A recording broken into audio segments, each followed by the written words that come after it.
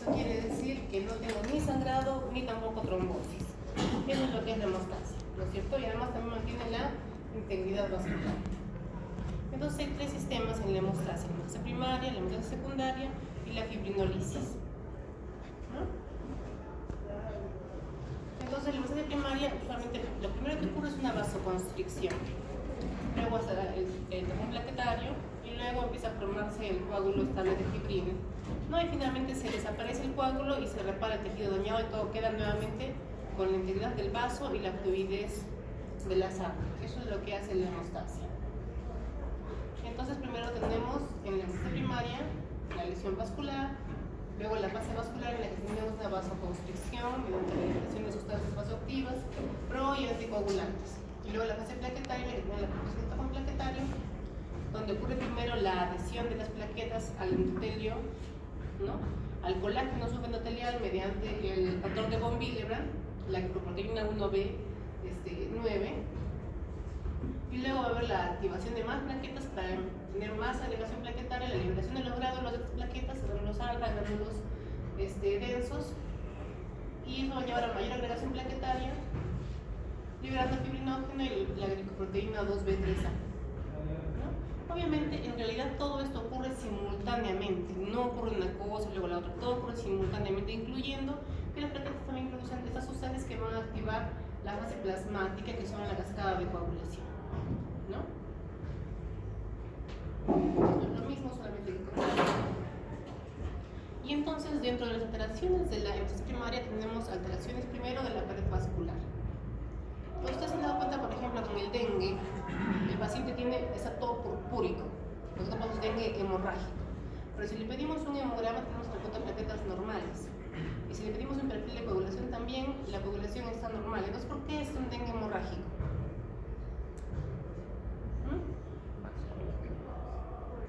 Es una vasculitis, hay una inflamación en el vaso sanguíneo. La púrpura de Henner-Schoenlein, que luego la vamos a ver, también es un proceso de una vasculitis, hay una inflamación del vaso, y entonces se pierde la integridad del vaso y por eso es que hay hemorragia. Por eso es un dengue hemorrágico, hay púrpura, pero por alteración del vaso sanguíneo. Entonces hay muchas cosas que pueden alterar el vaso sanguíneo que nos pueden producir hemorragia, ¿no? Por ejemplo, tenemos la púrpura común ocenil. ¿Han visto que los viejitos tienen en sus bracitos sus equimosis? Son purpúricas, son más rojizas, vinosas, ¿no es cierto? ¿Por qué? Porque ya ellos tienen el colágeno, está muy disminuido. Entonces, si nosotros estamos expuestos al sol, suelen tener estas púrpuras, pero no porque tengan trastornos plaquetarios ni perfil de coagulación, sino que tienen alteración ya en el colágeno vascular. Por eso tenemos la púrpura senil, la Henner-Schoenlein, que les acabo de decir, traumatismos, ¿no es cierto? Rompemos el vaso sanguíneo y sangramos, pero no alteraciones en la coagulación. La enfermedad de Darmstadt-Oller-Weber, ¿quién sabe?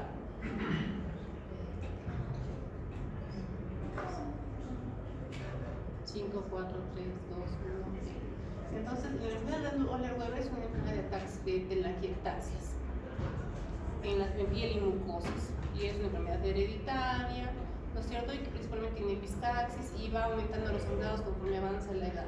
Entonces, los pacientes tienen telangiectasias en todas las mucosas y tienen telangiectasias principalmente en el tubo digestivo y tienen hemorragia crónica intestinal y tienen anemia trombónica constante. ¿El daño dónde está? Están en los vasos sanguíneos porque tienen las telangiectasias, ¿no? El síndrome de Marfan, de Ocalos, ¿qué son? Son colagenopatías, ¿no es cierto? Por eso las personas se doblan fácilmente, son los objetos del circo porque tienen mucha flexibilidad, porque tienen alteraciones en el colágeno. Entonces sus vasos sanguíneos tampoco tienen suficiente colágeno y también se rompen fácilmente. La enfermedad de Fabry, la genética imperfecta, también hay fármacos que pueden producir alteraciones en los vasos sanguíneos, ¿no es cierto? Y producen sangrado. El escorbuto, algunas infecciones también producen, por ejemplo el dengue hemorrágico que ya hemos dicho, la meningococcemia, la neuritis infecciosa, puede producir hemosépticos. Y esto produce también unos tipos de vasculitis que van a llevarnos a alteraciones de sangrado, pero sin tener alteración ni en las plaquetas ni en el perfil de coagulación. No se olviden las tres partes que tenemos para la hemostasia. El tapón plaquetario, ¿no?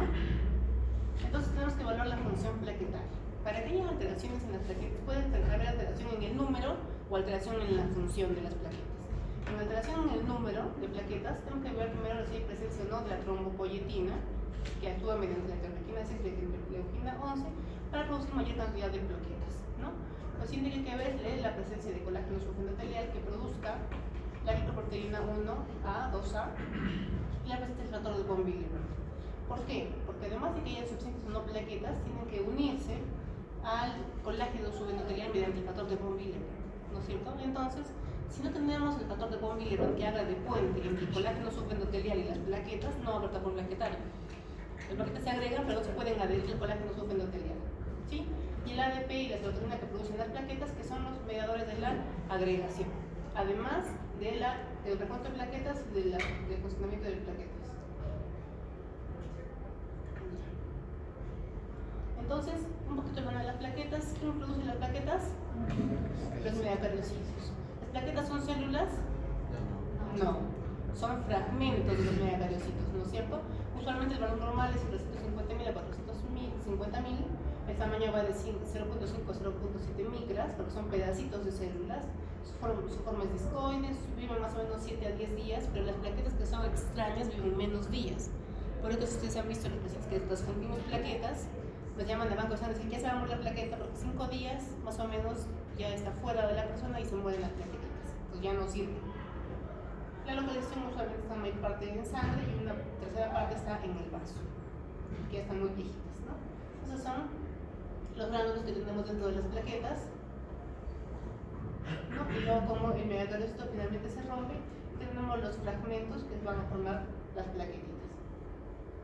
Entonces, ¿cómo se activa la plaquetita? Mediante una lesión vascular endotelial.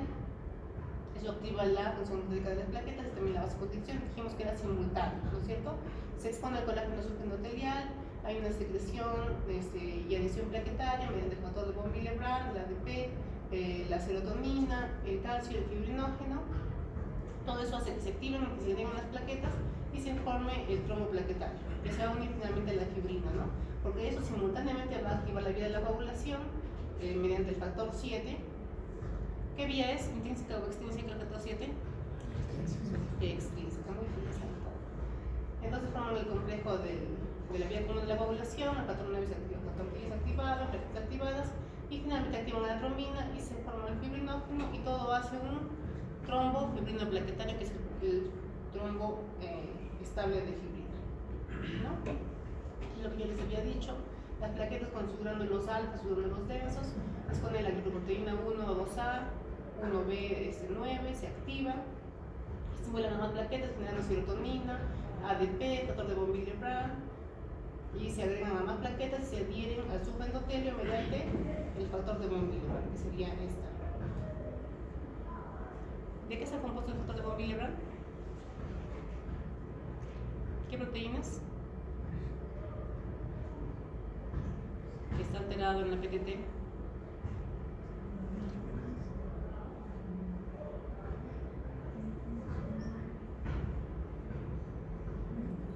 Ya, pero para que se acuerden, ¿ya? Bueno, esto es igual, la agregación plaquetaria, ¿no? Entonces, en la fase plaquetaria vemos si es que hay alteración en el número o alteración en la función.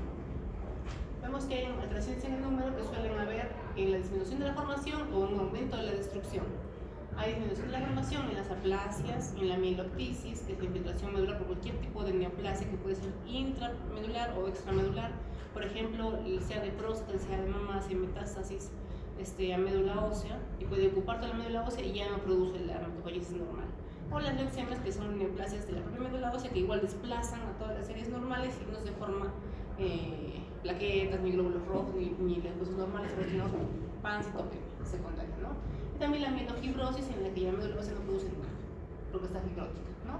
Y las alteraciones en la destrucción, la principal, la más común, son la púrpura trombocitopénica autoinmune, ¿no es cierto? Hay una buena producción de plaquetas, pero hay una destrucción periférica autoinmune. O también puede ser asociada a infecciones virales, a neoplasias, a medicamentos o a enfermedades autoinmunes.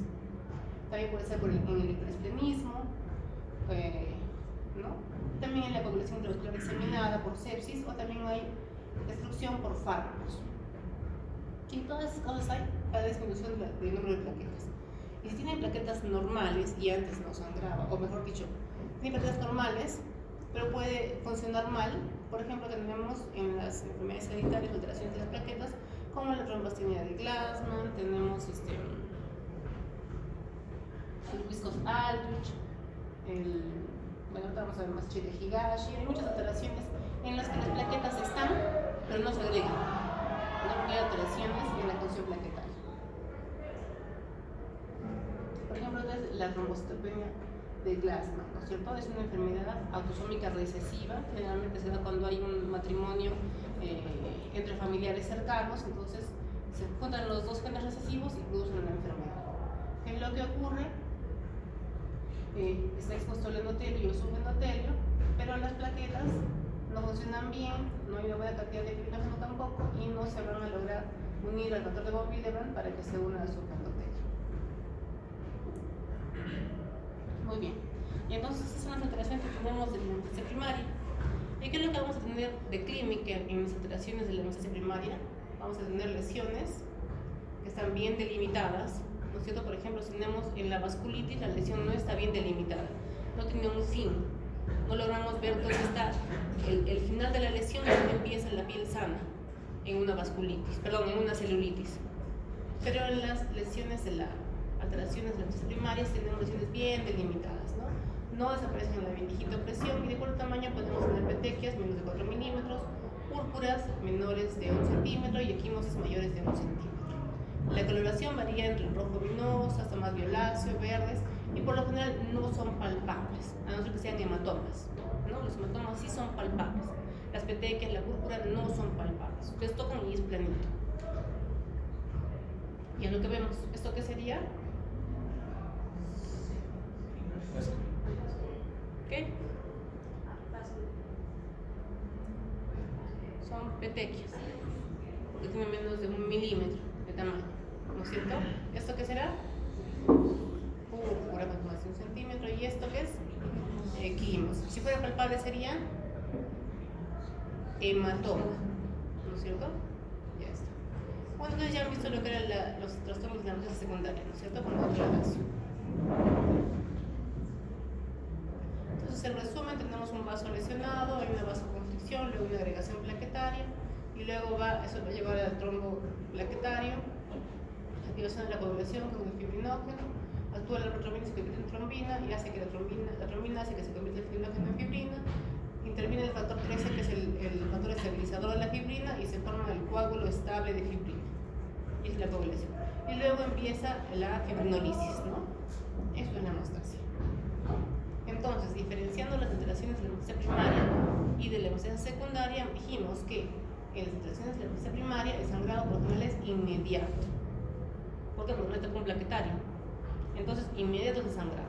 En cambio, en la hemostasia secundaria puede ser tardío o después de horas, porque se forma el tapón plaquetario, pero no se forma el coágulo de fibrina. Entonces, se desprende el tapón plaquetario, o después del tapón plaquetario y otra vez se desprende, y estamos en ese punto, ¿no? La hemorragia por lo general es prolongada en ambos casos. La hemorragia en la hemostasia primaria, alteraciones generalmente es en piel y mucosas. En cambio, en la hemostasia secundaria generalmente son más profundas, en articulaciones, en músculos, en el retroperitoneal, ¿no? Los hemofílicos vienen con su hemartrosis o su hematoma del psoas o viene con su sangrado intracerebral. Bien, entonces, ¿cómo vamos a evaluar la hemostasia? Siempre, en todos los pacientes, lo más importante es una buena anamnesis. ¿Qué incluye la anamnesis? No solamente la enfermedad actual, sino también los antecedentes familiares y personales. Viene mi paciente sangrando y le voy a decir, ¿siempre has sangrado? ¿Primera vez que sangras o ya has sangrado desde chiquito, desde que siempre has nacido con sangrado? No, nunca he sangrado y es la primera vez que sangro. ¿No es cierto? Toda mi vida he sangrado. Entonces, si toda la vida he sangrado, quiere decir que tiene alteración congénita probablemente. ¿No es cierto? Y le pregunto si sus papás sangraban o no. En el caso de la hemofilia, por ejemplo, ¿tu mamá sangraba? No, porque es mujer, ¿no es cierto? ¿Tu papá sangraba? No, pero mi tío sí sangraba. Entonces siempre se puede preguntar si es que alguien sangraba en la familia. Recién vimos ayer un pacientito, un niñito de 2 añitos, que la mamá nos dice que sus hermanos fallecieron por sangrado. Pero nadie sabía por qué. Ni tampoco se preguntaron ni averiguaron, se murieron, pues, ¿no? Y el niñito tenía hemofilia B, 2 añitos, ¿no?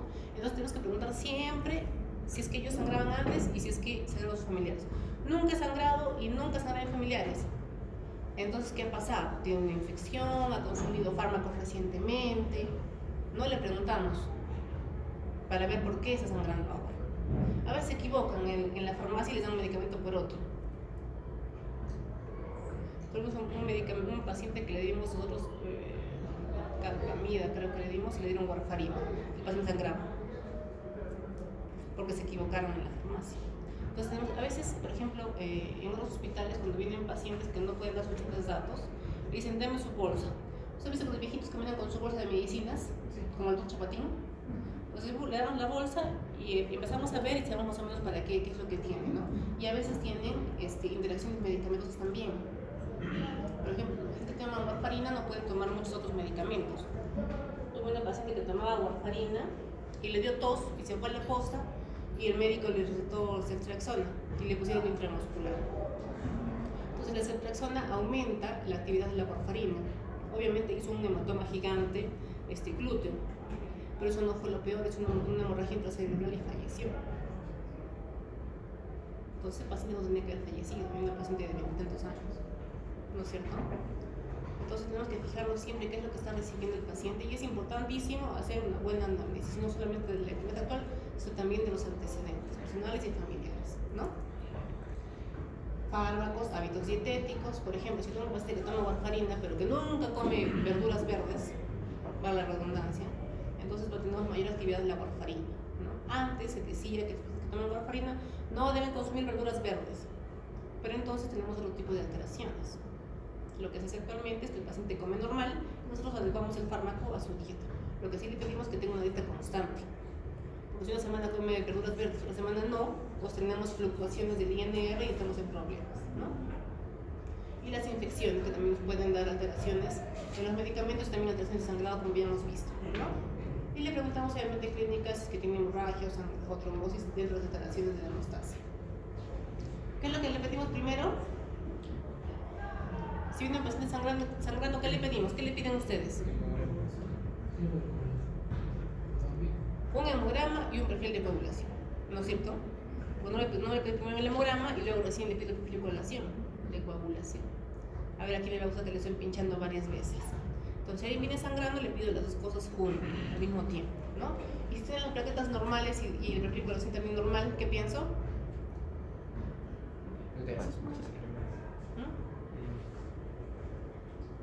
Si tiene plaquetas normales y perfil de coagulación también normal. Problema vascular. Un problema vascular.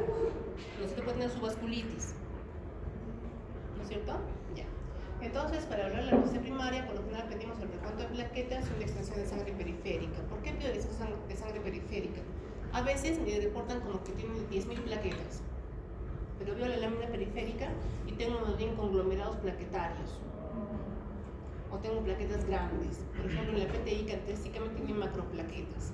Pueden haber plaquetas incluso hasta el tamaño de un glóbulo rojo. Entonces la máquina lo cuenta como glóbulo rojo y no como plaquetas. Entonces es necesario que nosotros veamos el extendido de la lámina para ver si realmente tiene o no plaquetas y cuántas tiene. O a veces también en el extendido, cuando son macroplaquetas, se desplazan hacia los lados en la lámina periférica. Entonces si ellos ven en el medio no van a haber plaquetas. Entonces hay que verlo, ¿ya? Y también tenemos para evaluar la hemostasia secundaria el TP, el TPA, que ya deben haber visto. ¿Ya se cansaron? Ya. Entonces, otras alteraciones u otras pruebas para ver la hemostasia primaria, tenemos la prueba de retracción del coágulo que está se está utilizando mucho ahora para ver la hemostasia primaria, el tiempo de hemorragia. Ustedes han visto que los cirujanos piden lo que es el tiempo de coagulación y el tiempo de sangría, ¿no? Pero no pedimos el tiempo de coagulación porque ya está incluido dentro del TP y del TPA. Pero el tiempo de sangría sí nos puede evaluar plaquetas, la hemostasia primaria, el tiempo de sangría. Esto es prueba de examen de la residencia, en ese caso. Entonces, ¿por qué? Si yo tengo un paciente que tiene plaquetas normales, pero que tiene tiempo de sangría prolongado, ¿qué puedo pensar?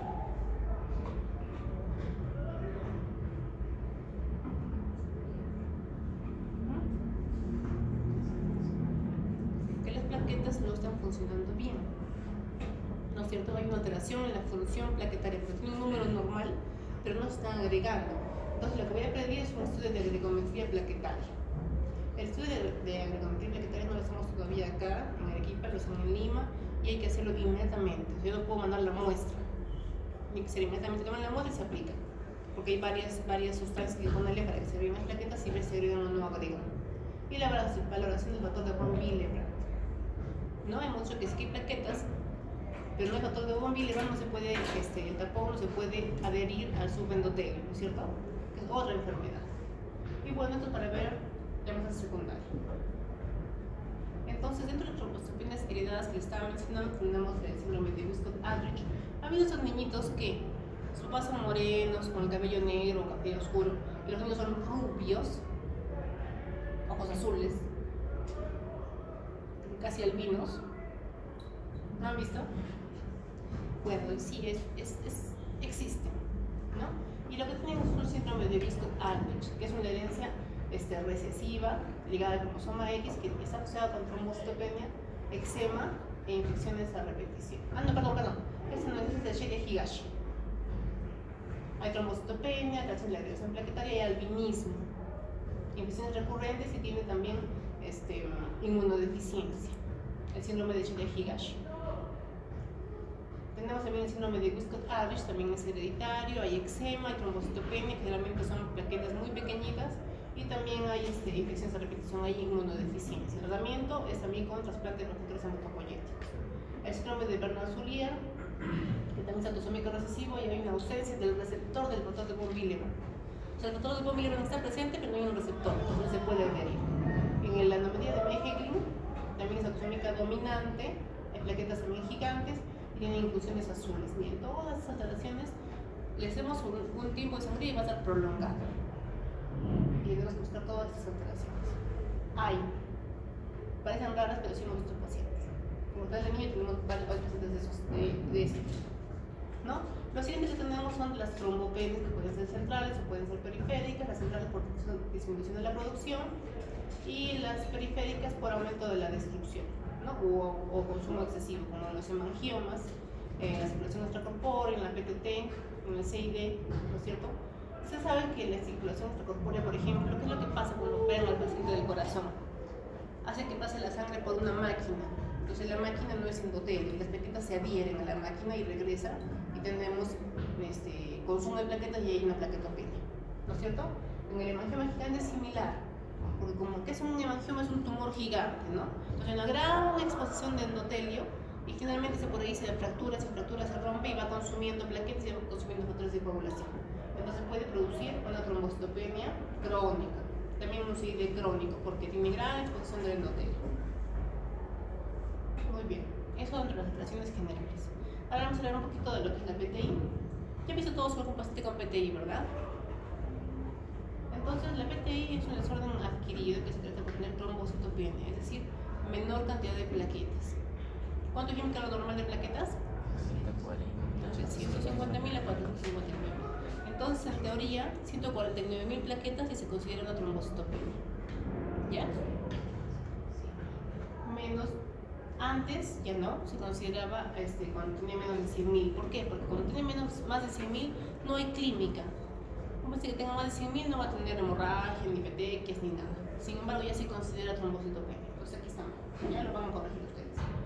Y generalmente hay una ausencia de enfermedad infecciosa aguda. Generalmente en la PTI tenemos un antecedente de una infección previa o de vacunación previa, ¿no? Esto de la vacunación no es infrecuente. Si le preguntamos a un niñito, sí tiene relación principalmente las vacunas de rubiola, sarampión, unas 2 semanas antes más o menos, y luego hace su trombocitopenia reactiva, ¿no? Entonces descartamos que tenga una infección aguda en ese momento, porque sabemos que puede haber trombocitopenia reactiva a una infección cuando es simultánea. Cuando es después, sí puede ser una trombocitopenia inmune. Es la enfermedad hemorrágica más común de la infancia, generalmente es benigna y autolimitada. Es subdiagnosticada porque todos los que tienen menos de 150.000 y más de 50.000 que no tienen ninguna petequia, pues nadie se da cuenta que tuvo PTI y se le pasa, porque no sangra, porque es benigna y es autolimitada en el 80% de los casos, ¿no? Pero cuando es menos de 50.000 ya puede tener algunos otros, o se lesiona, se cae, entonces sangra, tiene más equimosis, entonces recién vienen al hospital y recién los diagnosticamos, ¿no? No siempre es necesario el tratamiento, puede ser autolimitado. Cuando es más grave, sí es necesario el tratamiento sí o sí para que no sangre, ¿no? De 3 a 5 casos por 100.000 es la frecuencia, generalmente menores de 15 años. Cuando es en mayores, en adultos, tiene más tendencia a la cronicidad, es al revés, ¿no? Si en niños, en menores de 15 años, el 20% evoluciona a la cronicidad, en adultos es al revés, el 80% evoluciona a la cronicidad. Solamente miren, el 3% de niños con PTI tienen síntomas. O sea que hay un 97% de niños que no hacemos posiblemente el diagnóstico. ¿Sí? Graves, síntomas graves como epistaxis, sangrado gastrointestinal. El sangrado es más frecuente, más severo, con menos de 10.000 plaquetas, y puede haber un raje intracraniano solamente en el 0.1 o 0.5% de niños con PTI, pero hay. Y no es posible predecir con seguridad cuál de los pacientes va a desarrollar una hemorragia intracerebral. Pero si tenemos un paciente con menos de 10.000 plaquetas, tenemos que darle tratamiento sí o sí. Y si es que sangra, hay que darle transfusión de plaquetas. ¿Para qué le daríamos transfusión de plaquetas a un niño con trombocitopenia inmune?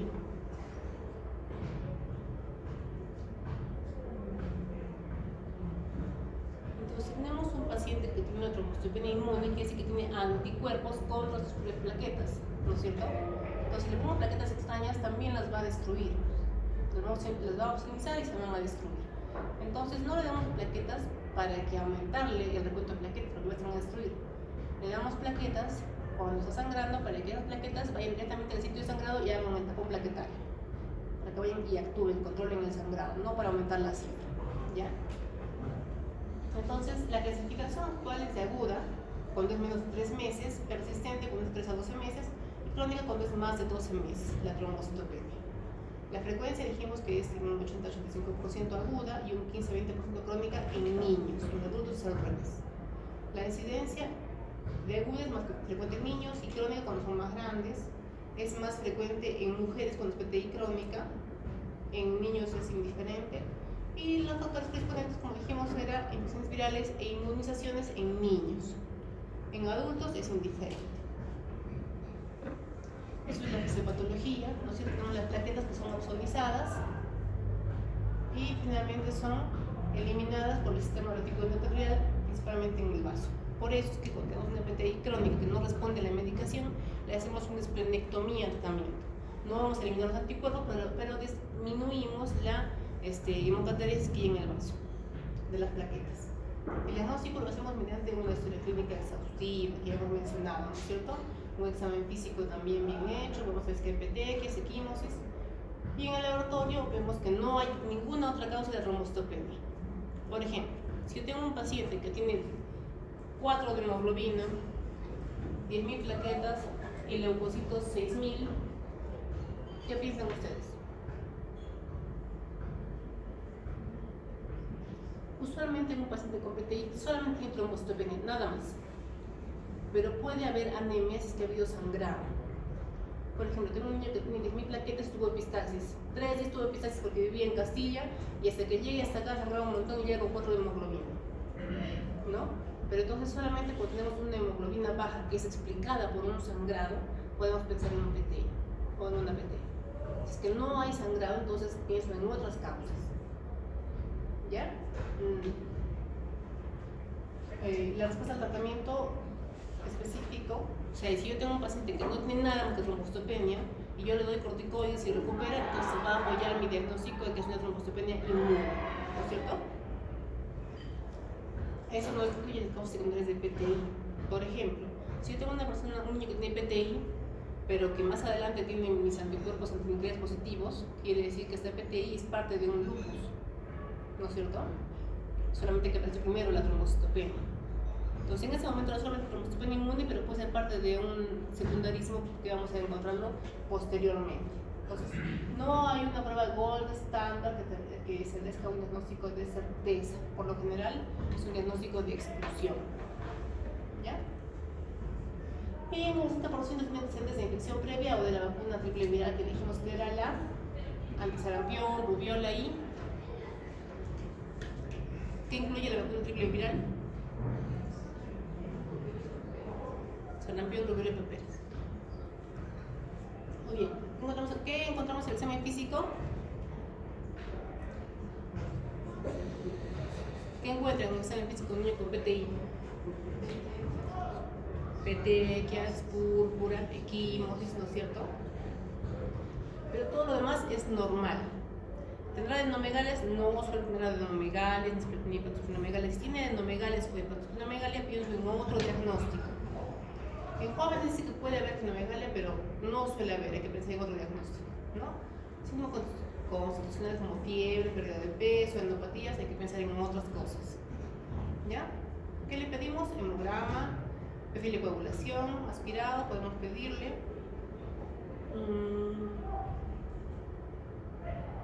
El perfil de coagulación también, la función renal, el proteinograma, el hepatograma, anticuerpos. Esos son más difíciles, ¿no? Pero estamos buscando las otras causas. Porque dijimos que el diagnóstico de PTI es un diagnóstico de exclusión. Entonces estoy buscando otras causas de serología.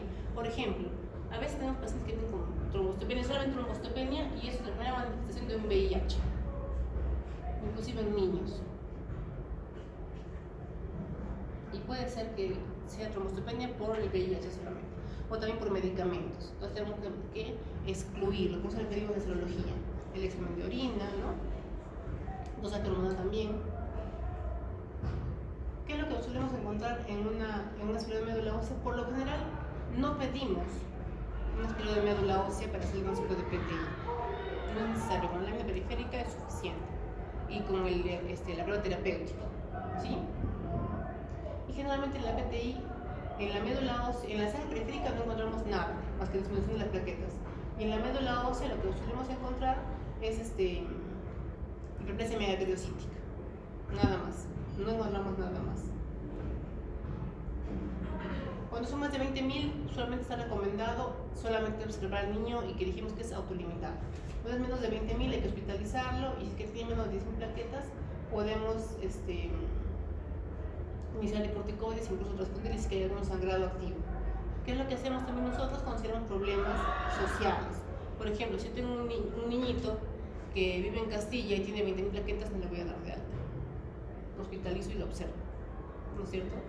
Si es un niño que es hiperkinético, o sea, todo el tiempo saltando, rebotando, se van a su casa y se caen por las escaleras, y eso es hemorragia cerebral. Entonces hay que hospitalizarlo para que permanezca en reposo. Cuando vive muy lejos, ¿no? Cuando haciendo una actividad física, y que hay que advertirles que no pueden utilizar filinolíticos, no quiero ni AINES.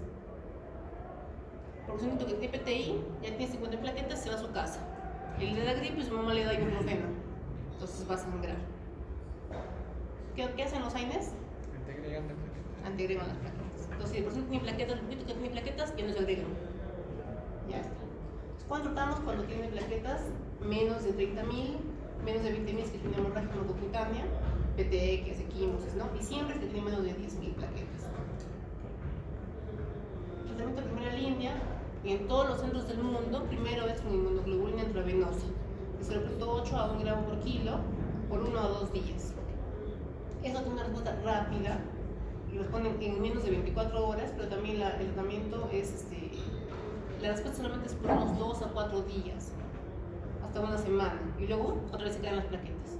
Entonces, un tratamiento rápido cuando tienen hemorragias graves, hemorragia sistema nervioso central, hemorragia digestiva, ¿no? Entonces ahí le damos principalmente inmunoglobulina. Puede producir cefaleas, neutropenia transitoria, insuficiencia renal, meningitis, trombosis, náuseas, ¿no? Ahí podemos darle inmunoglobulina anti-D, 50-75 microgramos por kilo. También responden un 50-80%, y la mitad de los casos responden antes de 24 horas, que son sus efectos adversos. El tratamiento que todos damos es la prednisona de 1 a 2 miligramos por kilo por día, por un tiempo máximo de 14 o 21 días. ¿Ya? Esto está documentado en todas las guías, pero nosotros no utilizamos porque solamente por 4 días, luego la respuesta se cae, se pierde. Nosotros casi no lo damos, pero lo podemos porque es lo que está en todas las guías, la americana, la europea, etc. ¿Ya? Y ustedes ya conocen todos los efectos adversos del corticoide, ¿no es cierto? ¿Cuáles son? Están leyendo, ¿no? Aumento de peso, fases cushinóides, reducción de líquidos, pero también produce aumento de la presión arterial. Y eso es importante que lo tengamos en cuenta porque hay pacientes que son hipertensos y hacen su PTI y les damos corticoides y hacen más hipertensión. Y como no recupera tan rápido los recuentos de plaquetas, puede ser una hemorragia cerebral. Entonces hay que monitorizar. También produce aumento de la glucosa. ¿no es cierto?, los corticoides. También puede producir pseudotumor cerebral, ¿no es cierto?, también puede producir a larga data con pacientes que tienen PTI crónica. Entonces, crónicamente los corticoides pueden producir también necrosis séptica de cadera y puede requerir después prótesis de cadera. Entonces hay que considerarlo porque tenemos que tener un paciente que no tenga más complicaciones que su propia enfermedad, ¿no? También produce inmunosupresión. Es la indicación de tratamiento con gamma globulina. Y pues también tenemos que indicar las medidas generales, ¿no? Tenemos que decirle que los pacientes con trombocitopenia tienen que estar permanecer en reposo, tienen que tener maniobras de Valsalva, ¿no? No van a estar estreñidos, están empujando, eso es hemorragia cerebral, no van a estar llorando, ¿no es cierto? Puede ocurrir remisión espontánea, como ya hemos dicho, depende del grado de actividad del tumor. Y en la PTI crónica, solamente consideramos remisión completa cuando hay más de 150.000 plaquetas y parcial cuando hay de 50.000 a 150.000 plaquetas. Y decimos que no hay respuesta cuando tiene menos de 30.000 plaquetas, a pesar del tratamiento. Para PTI crónica, además de lo que hemos mencionado antes, hay otro tipo de inmunosupresores como la dexametasona, altas dosis de metilprednisolona, el rituximab, que es un anticuerpo monoclonal anti-CD20. También actualmente estamos dando los agonistas, los receptores de la trombopoyetina. Por ejemplo, tenemos el trombopag y el romiplostim.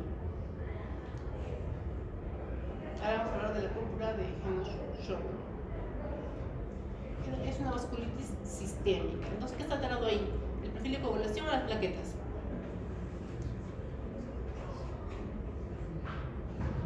¿Qué está alterado? ¿Qué? Ninguno. Es una vasculitis. El daño está en el vaso sanguíneo. Es una vasculitis de pequeños vasos. ¿Cuál es la etiología?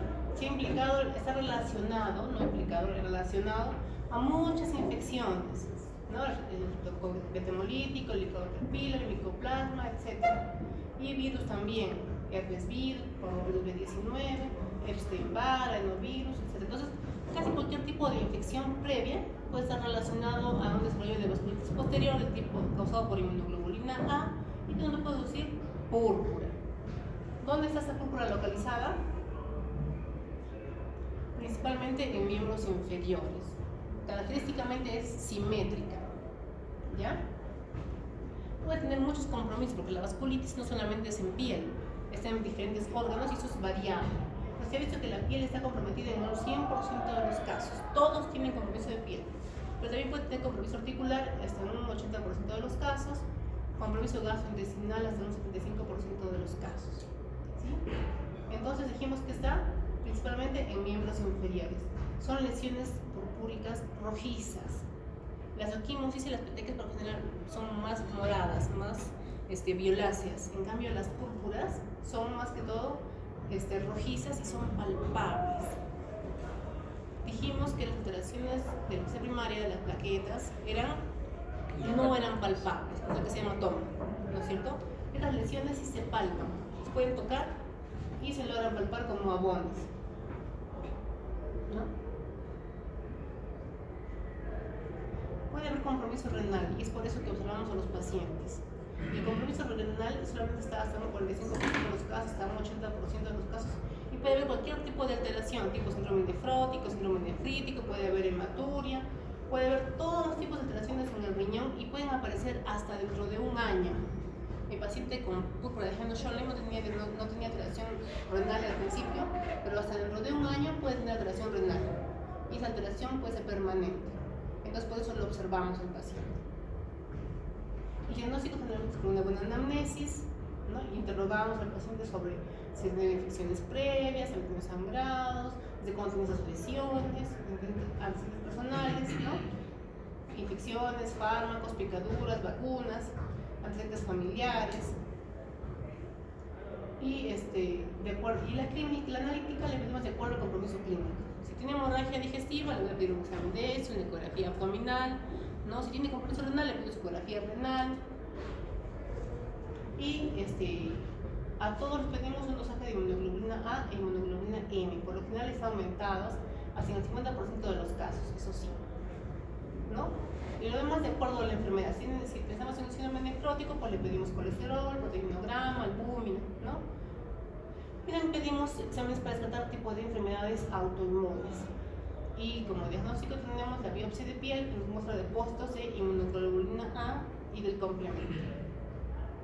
Las ecografías también las pedimos de acuerdo al compromiso. El diagnóstico diferencial es de acuerdo a la clínica. El paciente viene con dolor abdominal, le pedimos todo para descartar un abdomen agudo, por ejemplo. Si tiene dolor articular, pedimos todo para descartar una artritis persistente, un lupus, una artritis etc. De acuerdo al exantema, pedimos todos tricobulación, para decir otro tipo de púrpura, ¿no? Etc. Cuando hospitalizamos a un paciente con púrpura de Henoch-Schönlein, cuando hay un dolor abdominal intenso, vómitos, diarrea, con compromiso renal, compromiso arterial o compromiso articular severo, o de una causa social. El tratamiento de la púrpura de Henoch-Schönlein por lo general son medidas generales: reposo e irritación. Tenemos niños que vienen con su púrpura, hacen su reposo, irritación y mejoran. Se van a la casa, van al colegio y otra vez regresa la púrpura. Entonces tienen que estar en reposo y irritación por mucho tiempo. Y eso es variable de acuerdo a la persona, cuánto tiempo va a tener la clínica.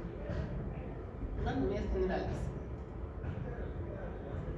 Cuando no mejoran o tienen algunas alteraciones severas, entonces podemos darle tratamiento con corticoides o con AINES. La dosis de los AINES, los corticoides, prednisona a 1 miligramo por kilo por día, o metilprednisolona de impulso, que es a 1 gramo por día en adultos y 30 miligramos por kilo por día por 3 días en niños, ¿no? Solamente cuando tiene un dolor abdominal intenso, hemorragia gastrointestinal o compromiso del sistema nervioso central, que también pueden tener, ¿no? Muy bien, eso es lo que se refiere más o menos a alteraciones